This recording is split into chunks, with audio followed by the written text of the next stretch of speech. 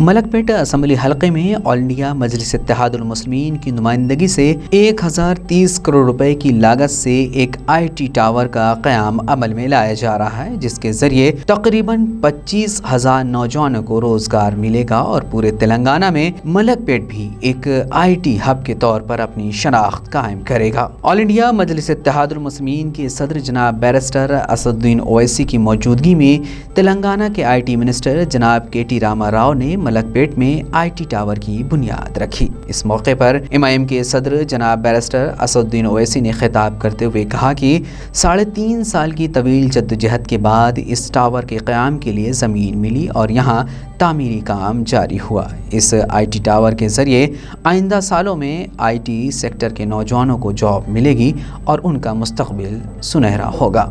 پھر آپ دیکھیے کہ ایک عظیم الشان آئی ٹی ٹاور آ رہا ہے، 1000 کروڑ کی لاگت، 1000 کروڑ کی لاگت سے آئی ٹی ٹاور آ رہا ہے۔ اب جو بات کرے کہ ہمارے کو بولتے تھے ارے کیا کر رہے بھائی، دیکھو کیسا ہو رہا، ماں دیکھو ہائی ٹیک سٹی، ارے ہائی ٹیک سٹی ہے تو اب یہاں بھی ہو رہا۔ ہم کیے کام، منظوری لے کر آئے، اور میں آپ کو بتا رہا ہوں اس آئی ٹی ٹاور کے لیے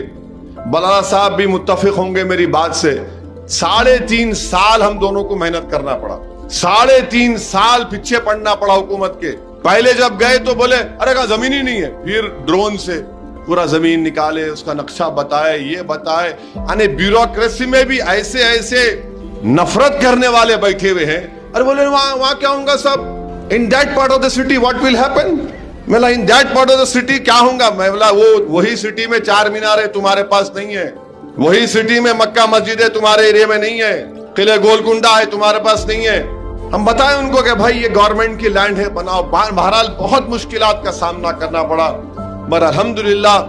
ہم کام کو کامیابی ملی، اور مجھے یقین ہے کہ وہ جب وہ مکمل ہو جائے گا،